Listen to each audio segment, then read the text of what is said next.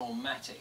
Can be enough for any couple, but now more and more divorces are finding themselves saddled with debt. New figures from the Consumer Credit Counselling Service suggest that larger numbers of women leave marriages with debts than men, but the charity also discovered that men often owe larger amounts of money.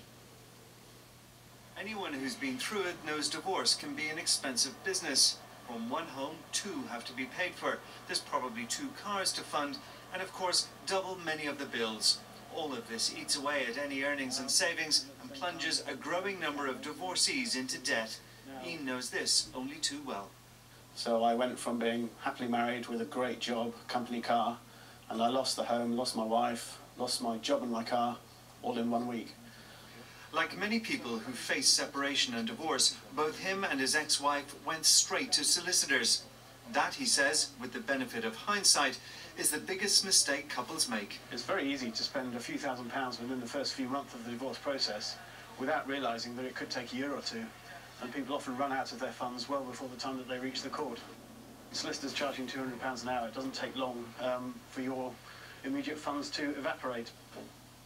A lack of available practical advice brought Ian to set up his own website.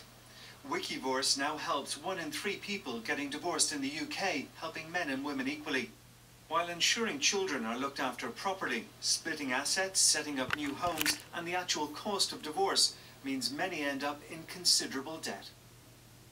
New figures from the Consumer Credit Counselling Service show just how much debt people seeking its advice are getting into after divorce.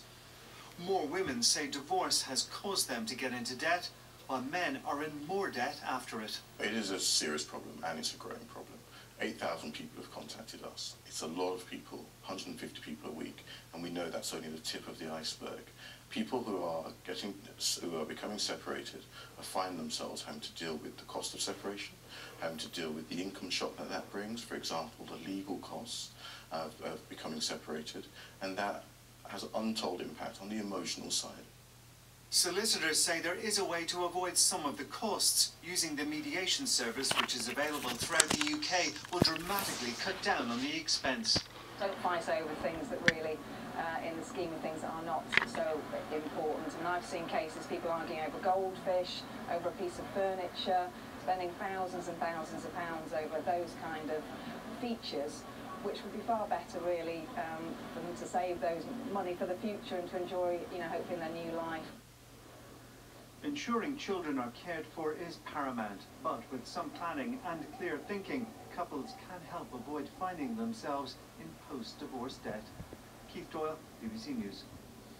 So what can you do if you are getting divorced, worried about debt? With us, Fiona Craig, who's a family lawyer, and Yvonne Goodwin, who's an independent financial advisor. Very good morning to both of you. Fiona, at the beginning of that report, that one of the couples who was talking to the gentleman was saying that the solicitors became part of the problem because they felt like the process went on so long, a lot of money spent. I mean, is there a way of avoiding solicitors in that way? Well, I think the key thing really is to think smart in these sort of circumstances. There is a real risk that you rush into instructing solicitors very early on, and then you become very dependent on the solicitors. They become your sort of emotional prop. That's not a smart use of lawyers, because using lawyers is expensive. So what then would you advise people to do before sitting in your office? Well, most lawyers, I think it's a question of shopping around and making sure you get the right lawyer and also the right type of legal service, because there are all sorts of different options. Firstly, most lawyers do offer an initial interview for half an hour, so you need to feel comfortable with your lawyer. The lady from Panoni's talked in terms of mediation. That's a very, very constructive way of doing things, and very, very good for things like children. But there is also another option, which is called collaborative family law, which is a very new way of doing things, but increasingly couples are finding an extremely successful way of doing things. And that involves couples electing to try and take control of their own process. They each use their own lawyer, but the lawyers and the 2 people sit down together and work everything out in meetings together.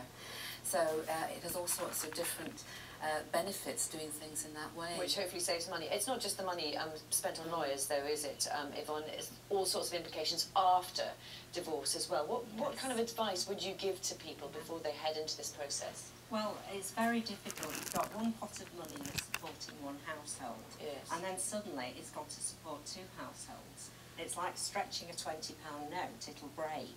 So look at the financial aspects early doors before you do anything else. Yes, I know it's traumatic to do it, but it could be even more traumatic later on if you leave it too long. You sound as if you're saying that the reality for most people is that if you divorce, your financial there will be financial penalties.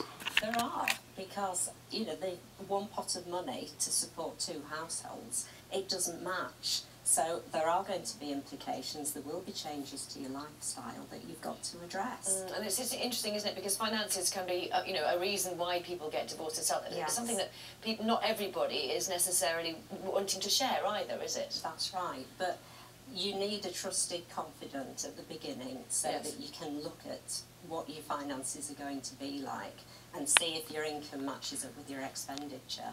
I'm interested, Fiona, what you said previously about people possibly confusing the role of the solicitor with, you know, that of a, I don't know, a friend or a confidant or, Yes. or an advisor of some kind to do with personal issues. Yes, well, very often, if you may be one of the first people that the couple see, and it may well be that if you're friendly, if you seem to relate well to them, then they pour out all sorts of confidences to you, and you always become part of the process. We've got to kind of guard against that and make it clear to them that our role is really very much to be their legal advisor, and there are much more effective ways of getting the emotional support through counselling, through GPs, through family and friends, and really use us smartly and actually in a targeted way, in a sense, to get the best out of the legal process. Yvonne, as well, when you're doing this sort of financials, presumably you've got to tot everything up as well and make sure that everybody's being honest about what they've got. Oh, absolutely. I mean, that's imperative.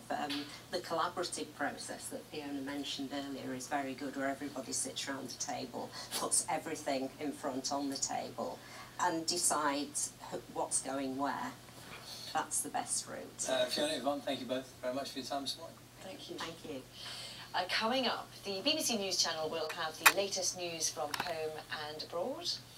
Here at breakfast, we'll be finding out why Liverpool's